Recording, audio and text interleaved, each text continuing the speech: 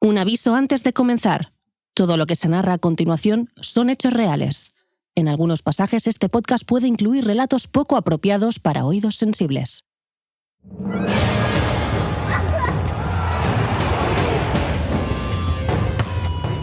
Madrid, 26 de agosto de 2005. A pesar del calor reinante, la ciudad se preparaba para un inusual estreno de cine. No en ninguna de las históricas salas de la Gran Vía. Tampoco en las impersonales multisalas de los centros comerciales. No, ese jueves la premier tendría lugar en el Estadio Santiago Bernabéu, con presencia de majorets, malabaristas y la primera plantilla del Real Madrid. Sobre la alfombra, verde, en esa ocasión, desfilarían los Raúl, Beckham, Zidane o Roberto Carlos a la espera de que aterrizara en la capital el nuevo fichaje blanco, Robinho, y a que se cerrase la incorporación de un joven lateral sevillista, Sergio Ramos. La cláusula de este último cuadriplicaba los 6 millones de presupuesto de la cinta Real, la película, rodada dentro de la nueva estrategia de marketing del Club Blanco tras la llegada en el verano de 2000 de Florentino Pérez al palco.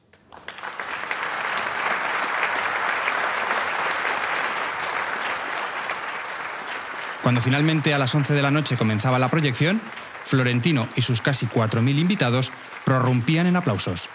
Entre ellos se contaban 2 hombres que en las horas previas habían concentrado la atención de los medios. El presidente de honor madridista, Alfredo Di Stéfano, y su secuestrador en la Caracas de 1963, Pol del Río. Ese estreno de fútbol y cine volvía a reunirlos por primera vez justo 42 años y un día después del rapto que estremeció el mundo.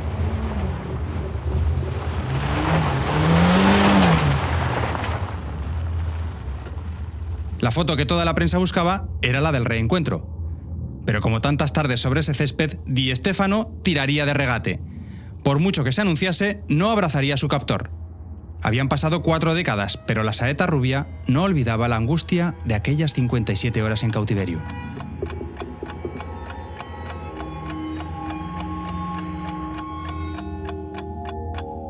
Unas horas que este brazalete doble se dispone ahora a reconstruir. Di Stéfano y Del Río ya han muerto, pero dejaron muchos testimonios de aquellas frenéticas jornadas. Además de consultarlas, hemos charlado con Enrique Ortego, biógrafo del icono madridista, y con el escritor venezolano Jimeno Hernández Roulers. También hemos dado con familiares del organizador de aquella pequeña Copa del Mundo, y con Evaristo de Macedo, uno de los últimos supervivientes de la plantilla madridista que en 1963 volvió de Caracas sin el trofeo, pero, eso sí, con la estrella fundacional de la Copa de Europa, sana y salva.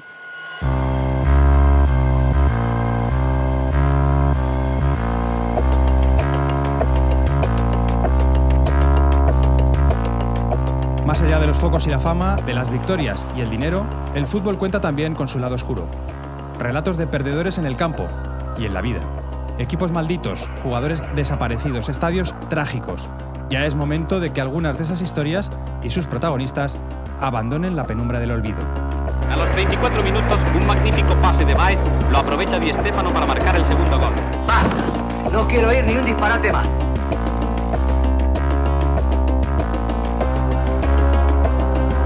Llévese tu cigarrillo porque va a estar unos cuantos días retenido.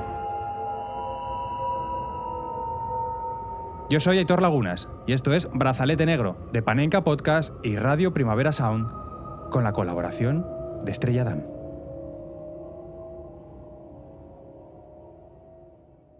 Di Stéfano, límite 57 horas en Caracas, primera parte.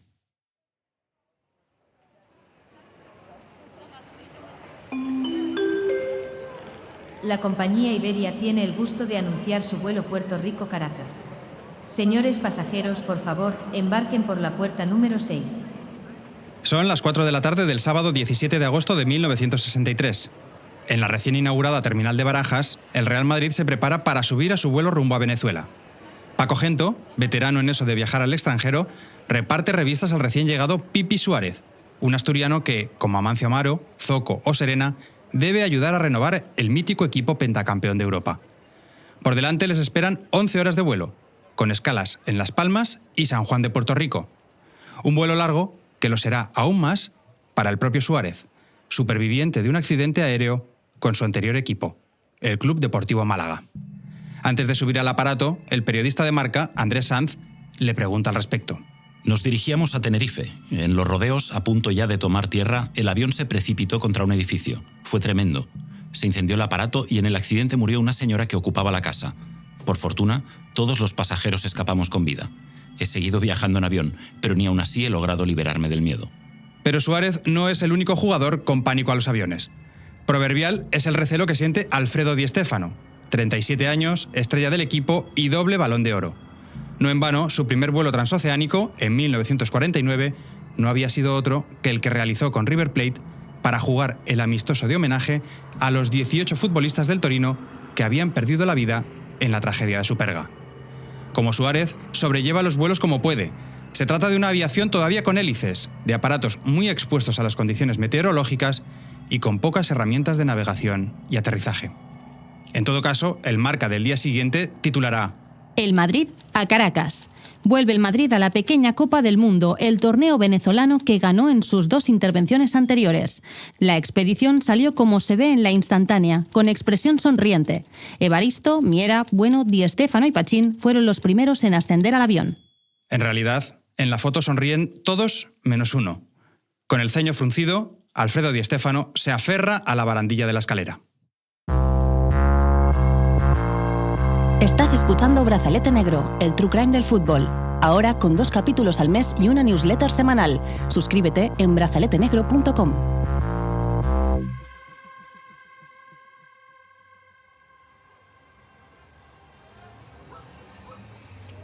Once horas después, el Madrid aterriza sobre el aeropuerto de Maiquetía, cerca de Caracas. Varios miles de migrantes españoles esperan en la terminal a los recién llegados. Por tercera vez en la historia, el Real Madrid va a disputar un torneo amistoso de nombre grandilocuente, la pequeña Copa del Mundo. Unos 600 vehículos escoltarán a los Amancio, Gento, Santa María o Di Stéfano hasta su hotel, el lujoso Potomac, en el acomodado barrio de San Bernardino. Momento, pues, de explicar a qué Venezuela es a la que llega este Real Madrid.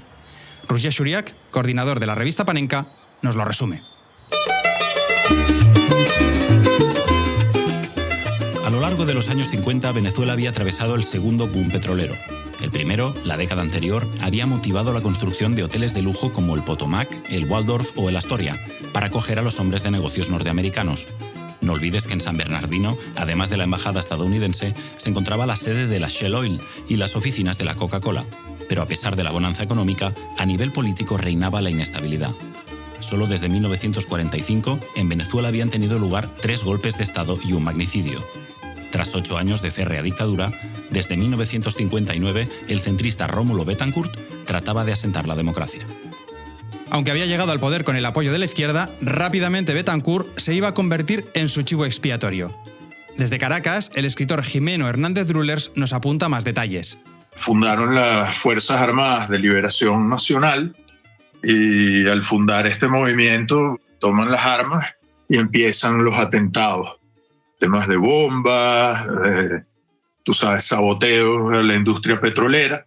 Y bueno, el gobierno de Betancourt, en aras de no hacerle propaganda a la guerrilla, le ordenó a los periódicos, a la radio y la televisión que no publicaran las acciones de las Fuerzas Armadas de Liberación Nacional por miedo a hacerle propaganda. Es decir, que el Real Madrid llega a un país pujante, gracias al petróleo, pero en el que reina la censura sobre cualquier acción del autoproclamado Frente Armado de Liberación Nacional. Claro, entre otras cosas, Venezuela se asoma al Mar Caribe, donde apenas 4 años antes, unos barbudos han conseguido hacerse con el poder. ¿No, Andrea? Así es, Aitor. El primer día del año 1959, Fidel Castro y los suyos entran en La Habana. Desde ese momento se convierten en la inspiración de los movimientos revolucionarios de toda América Latina. Havana, often the mecca for gamblers, sees the jackpot payoff of a political longshot. Bearing 26th of July banners, joyous followers of Fidel Castro sweep triumphantly through the Cuban capital hours after their rebellion had toppled the regime of Fulgencio Batista. También a Venezuela llegan esos aires subversivos. Estamos en plena Guerra Fría y no todos en el país ven con buenos ojos la influencia de Estados Unidos. Bien, ahora que ya sabemos cómo es la Venezuela de 1963, volvamos al Hotel Potomac. Los jugadores madridistas se distribuyen por la segunda planta. La habitación 219 queda asignada para un nombre y un apellido mayúsculos en el fútbol mundial: Alfredo Di Stéfano. Acaba de completar su 10ª temporada como emblema del Real Madrid. Y aunque haya levantado su 7ª liga, la eliminación en la primera ronda de la Copa de Europa contra el Anderlecht ha dejado mal sabor de boca en el club. Durante esta última temporada, además, Di Stéfano ha tenido que escuchar los primeros silbidos del Bernabéu. Ocurrió en el primer partido de este 1963 y no por razones deportivas. Le he pedido una nota de audio a Carlos Martín Río, redactor de Panenka, para aclarar ese episodio. Mira, Aitor, pues Alfredo Di Stéfano tuvo que escuchar silbidos en el Santiago Bernabéu en una ocasión en la que jugó contra el Athletic Club a principios del año 1963, pocos días después de que se hubiera estrenado una campaña publicitaria protagonizada por él mismo de la marca de medias Berkshire. Esta marca de medias le había contratado para hacer una campaña un tanto revolucionaria para la época. En ella aparecía él con la camiseta del Real Madrid de cintura para arriba, pero de cintura para abajo lucía unas piernas de mujer con esas medias Berkshire. Y un texto en el que él decía: si yo fuera mi mujer, luciría medias Berkshire. Esto no gustó a Santiago Bernabéu, provocó un cierto enfrentamiento con el jugador, un jugador que aún así tenía libertad para hacer el tipo de publicidad que quisiera, y también se trasladó al público del Bernabéu, que aunque sí que es cierto que Di Stéfano en aquel partido marcó 2 goles, el Real Madrid ganó por 3-2 y de alguna manera pues quedó un poco en anécdota, pero es una de las historias de este Di Stéfano mediático, de este Di Stéfano figura pública que ha trascendido con los años y que ha quedado para el recuerdo. Aquello quedaría en nada. Bernabéu se rascaría el bolsillo para compensar a la marca de medias y retirar la campaña. Una campaña que, como apunta mi compañero en Panenka, nos habla de la inmensa popularidad de Di Stéfano en la España del momento. Su aparición estelar en varias películas de cine así lo atestigua. Por cierto, luego volveremos a alguna de esas cintas. Pero es que estamos hablando de un jugador sin igual, que ha cambiado la historia del Real Madrid. Si hasta su llegada el conjunto blanco acumulaba 21 años sin ganar la Liga, desde tiempos de la Segunda República, con él en el campo ha sumado 7 de los últimos 10 campeonatos. Ahora toca cargar pilas de cara a la nueva temporada, la 63-64.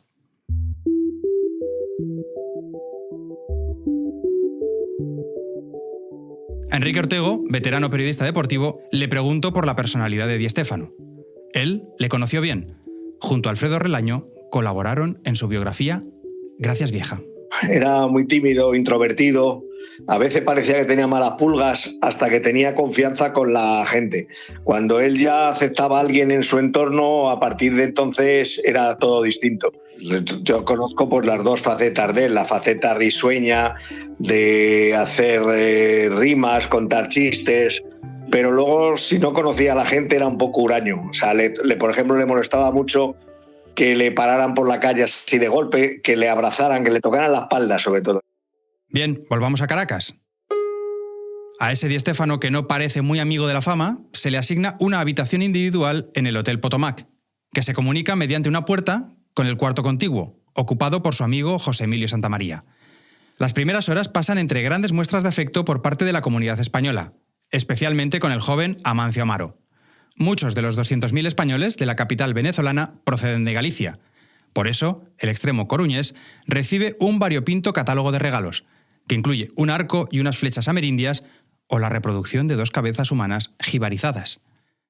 El equipo, dirigido por el exjugador Miguel Muñoz, está compuesto por 17 jugadores: Araquistain, Vicente, Isidro, Santamaría, Casado, Miera, Müller, Pachín, Zoco, Amancio, Félix Ruiz, Di Stéfano, Puskás, Gento, Bueno, Suárez y el brasileño Evaristo. Completan la expedición el histórico masajista José Legido, el secretario general Agustín Domínguez, así como los directivos Francisco Muñoz Lusarreta y Joaquín Moraleja. Precisamente este último nos ayuda a imaginar cómo se prepara una gira internacional en 1963. En principio, los partidos del Madrid en Caracas están señalados para los próximos días 20, 23, 25 y 28. También jugaremos, quizá en Buenos Aires, contra el Boca Juniors. Este extremo se cerrará en los próximos días. Si no pudiera aceptar el Boca, posiblemente jugaríamos contra otro equipo, en Buenos Aires o en Montevideo. Y aún podría ampliarse la excursión a Colombia. Sobre la marcha resolveremos. Con volver a España del 6 al 8 de septiembre se habrá cubierto el objetivo. Décadas después, los entrenadores se quejarán por el exceso de kilómetros en las pretemporadas. Pero es que en 1963, Miguel Muñoz, que escucha atentamente las palabras de moraleja, no sabe ni cuántos partidos, ni ante qué rivales, ni en qué países va a jugar el Madrid. Como dice el directivo, sobra con estar de vuelta el 8 de septiembre. Y es que, como será habitual hasta los años 80, la Liga no arrancará hasta el 15 de ese mes.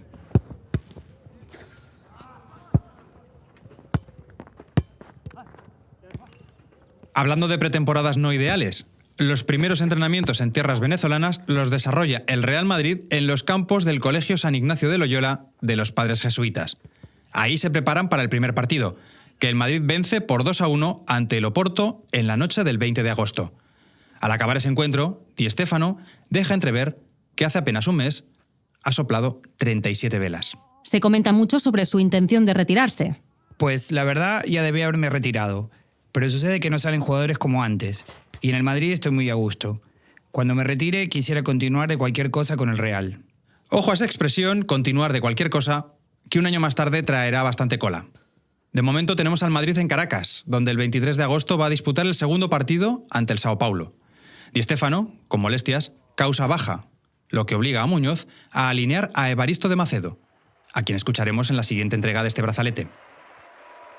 Así pues, con Evaristo y 10 más, el Madrid salta sobre el maltrecho césped del Estadio Universitario. Enfrente, el Sao Paulo. Y alrededor, unas gradas que están repletas. Incluso demasiado. Según la crónica de Marca, el segundo periodo dio comienzo unos 45 minutos después del horario previsto, debido a que los miles de aficionados que no tenían localidad invadieron el terreno de juego. Como luego recordarán varios miembros de la expedición, ese y otros altercados empiezan a alarmar a la comitiva. Según el masajista elegido, tras el lío contra el Sao Paulo, con explosiones de granadas y disparos al aire de la policía, comenzamos a temer por nuestra integridad. A Araquistain le metieron un gol porque estaba mirando a los graderíos, asustado. Por su parte, el defensor Isidro Sánchez lo resumía así. Yo cuando peor lo pasaba es cuando oía tiros por la noche. Hemos pasado más miedo que en toda nuestra vida. No se puede salir a la calle después de las 8. Se oyen tiros y zambombazos por todas partes.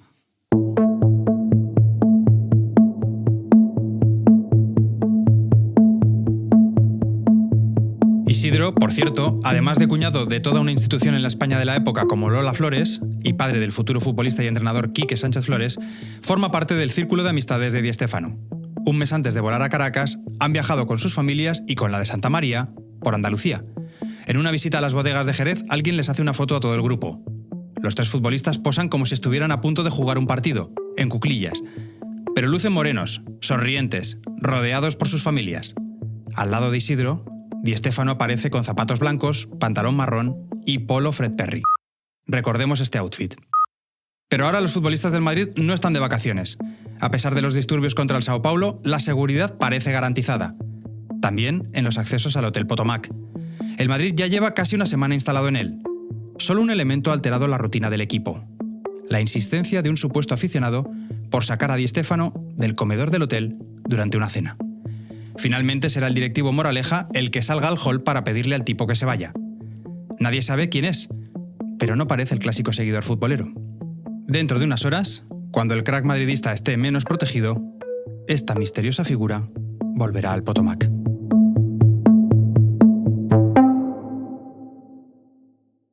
Como sabemos, los partidos del Madrid cuelgan el cartel de no hay billetes en la capital de un país más bien aficionado al béisbol. De los 35.000 espectadores presentes ante el Sao Paulo, las crónicas cifran en al menos 20.000 los miembros de la colonia española. Bueno, con la Guerra Civil Española y con la Segunda Guerra Mundial llegaron muchos europeos, ¿no? En su mayoría españoles e italianos. La gente venía a Venezuela atraída por el tema de un lugar donde podían llegar sin nada y se podía hacer vida. Había demasiado que hacer en Venezuela.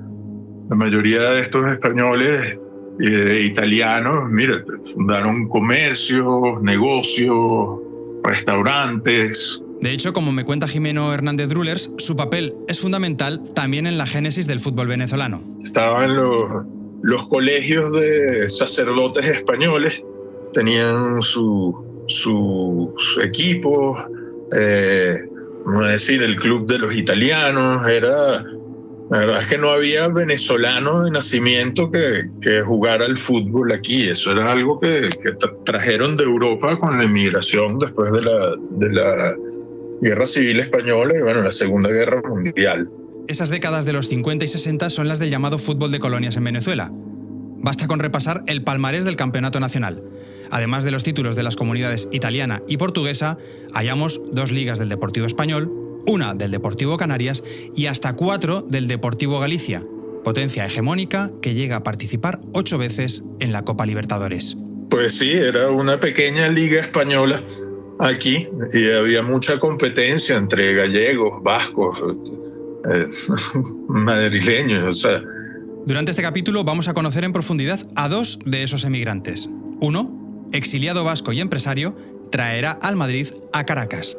El otro, hijo de anarquistas asturianos, lo aprovechará para dar el golpe que soñaba. Conoce mucho más la figura de Alfredo Di Stéfano en el monográfico especial de Panenka. 116 páginas dedicadas a la saeta rubia, ya a la venta en kioscos, librerías y tienda.panenka.org.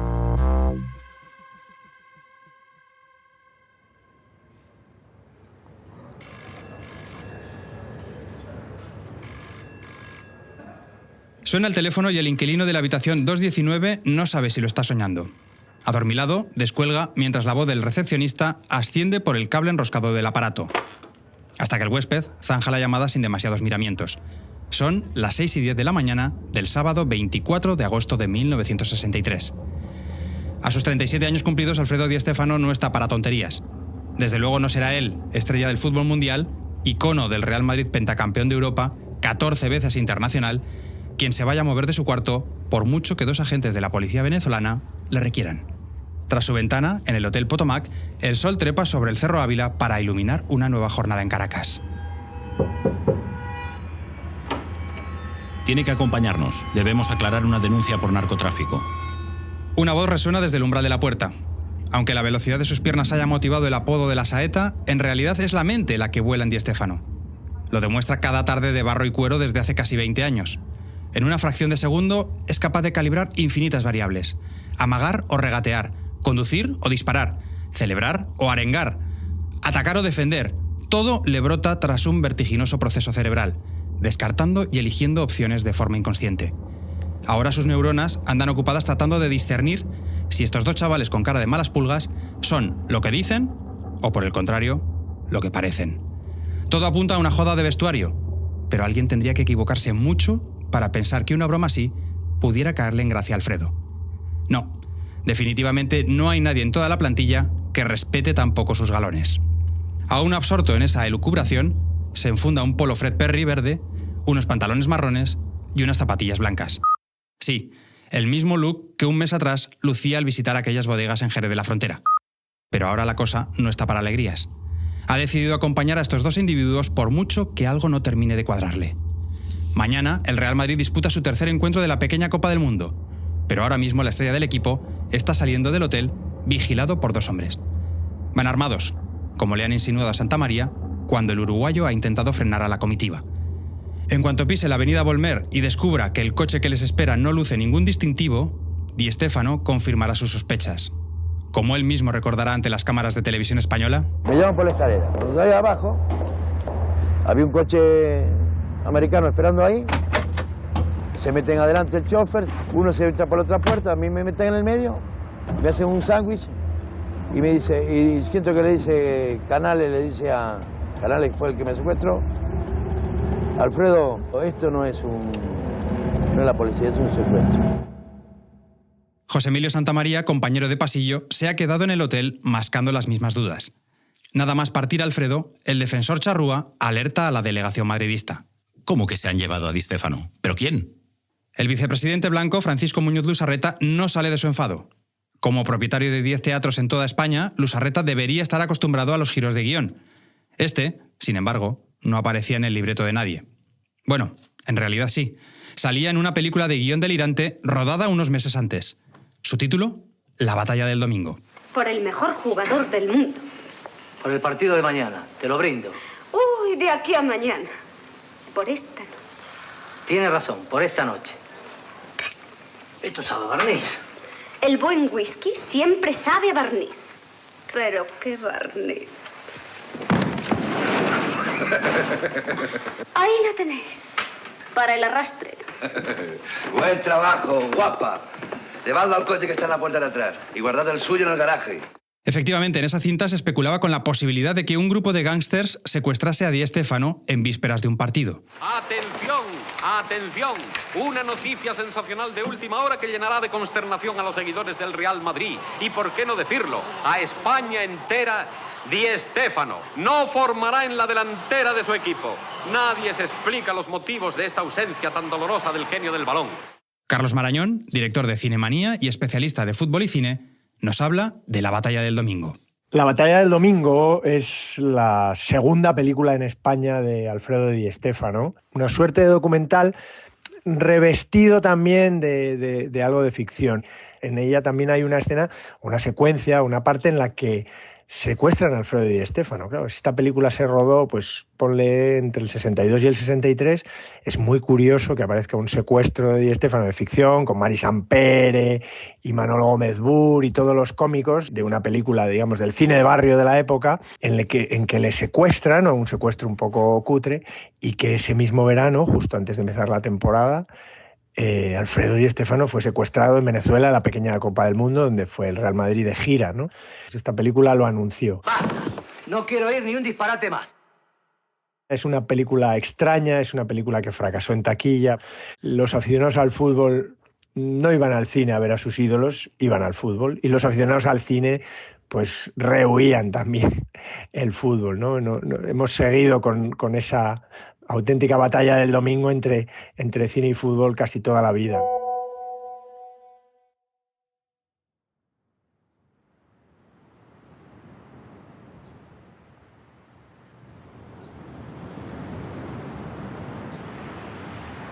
Hay veces en las que es la realidad la que parece seguir a la ficción, aunque cualquier parecido siga siendo pura casualidad.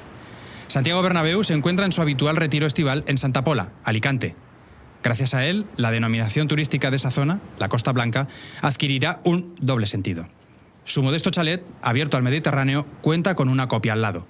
Es el de su tercer vicepresidente, Muñoz Lusarreta, el mismo que desde Caracas se encarga ahora de activar todos los resortes posibles para dar con Di Stéfano. El primer número de teléfono a pulsar es el de Damián Gaubeca, empresario vasco y, en buena medida, responsable de la visita del Real Madrid a la tierra de Simón Bolívar.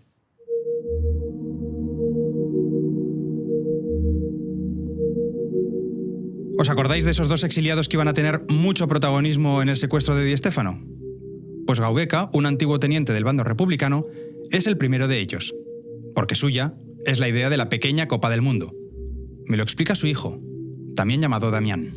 Después de estar herido de guerra, él sale a Francia por la frontera con un coche y allí lo meten en un campo de concentración en Francia, y de Francia lo montan en un barco y ya te digo, y se va. Realmente iban a República Dominicana, pero al estallar la Segunda Guerra Mundial en el camino, los vascos que iban en el barco se amotinan y el capitán del barco lo que decide es que los deja en el primer puerto, que no es República Dominicana, sino La Guaira, Venezuela. Así llegó Gaubeca a un país que, como hemos oído, estaba en plena expansión. El vizcaíno comenzaría a progresar con su pequeña empresa de obra civil, al tiempo que compraba un equipo de béisbol, el Magallanes, al que haría campeón. Pero lo que de verdad le gustaba a Gaubeca era el fútbol. Y al lograr una cierta posición como empresario, no tardaría en darse un capricho. Mi padre lo que intentó era, pues llevar los mejores equipos a nivel mundial para jugar un campeonato de fútbol en Caracas. Tan es así que, se llevó al Vasco de Gama, se llevó al Atlético de Madrid, al Real Madrid, al Barcelona, al Valencia, creo que incluso el Millonarios de Bogotá, donde estaba Alfredo. Es decir, se llevó al final a los mejores equipos.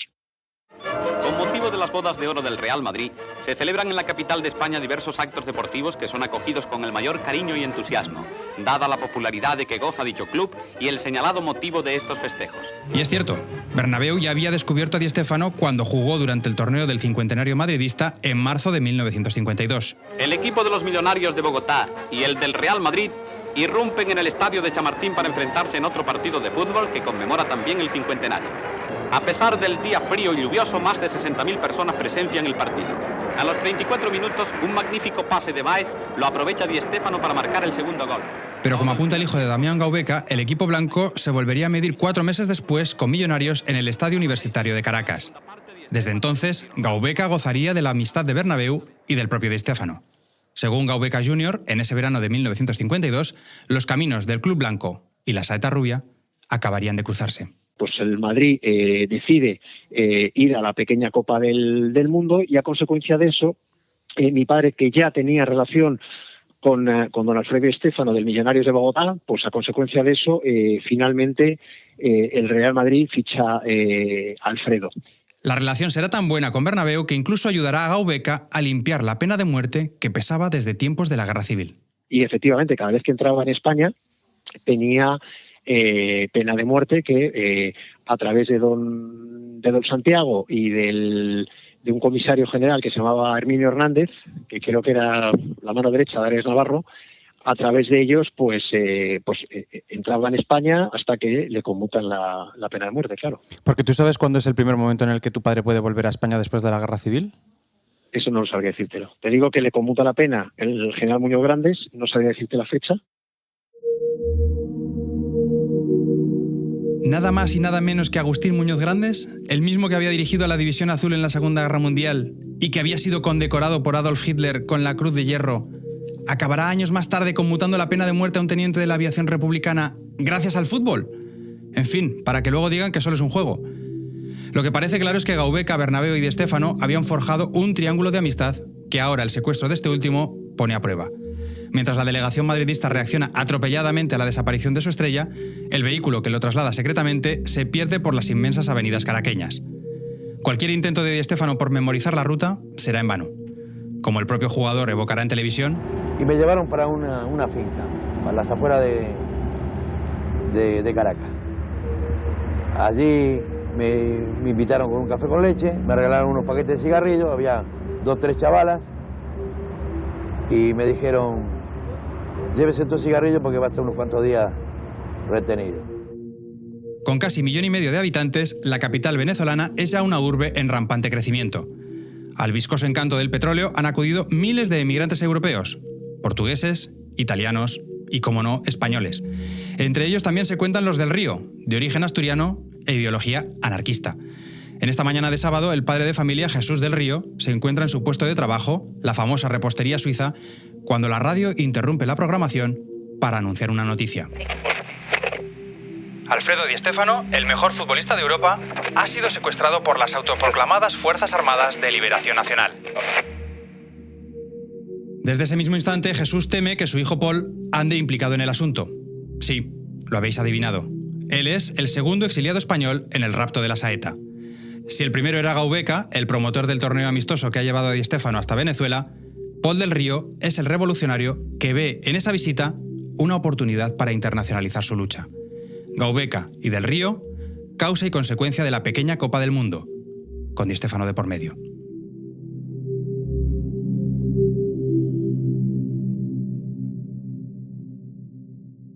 Ahora que ya hemos presentado a todos los actores, es buen momento para hacer un pequeño receso.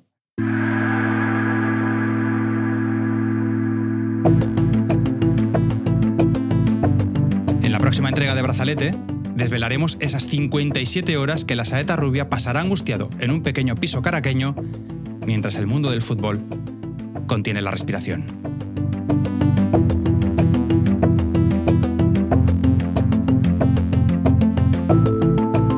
Hasta aquí la primera entrega de este Brazalete doble.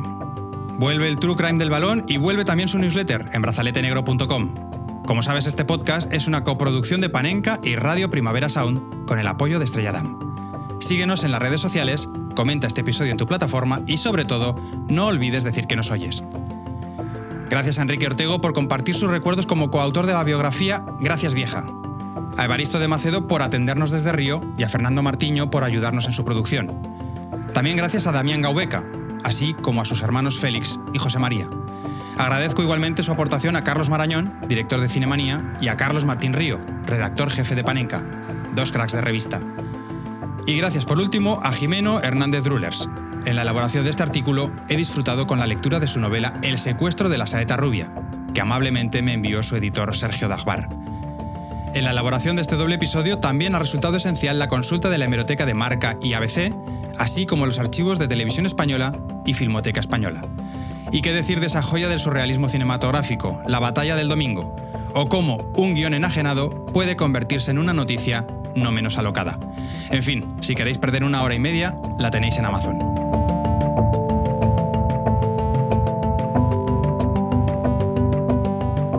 André Ignat, David Camilleri, Rob Román y Nacho Medina han colaborado en la técnica, Matías Rossi en el diseño de sonido, Edu Boada y Joan Cebrián en las redes, así como Andrea Ginés y Roger Xuriac en las locuciones. Marta Salicru es la productora ejecutiva y yo soy Aitor Lagunas. Gracias por escucharnos. Y recordad, Bill Shankly no tenía razón. El fútbol, a veces, sí es una cuestión de vida o muerte. Hasta el próximo brazalete.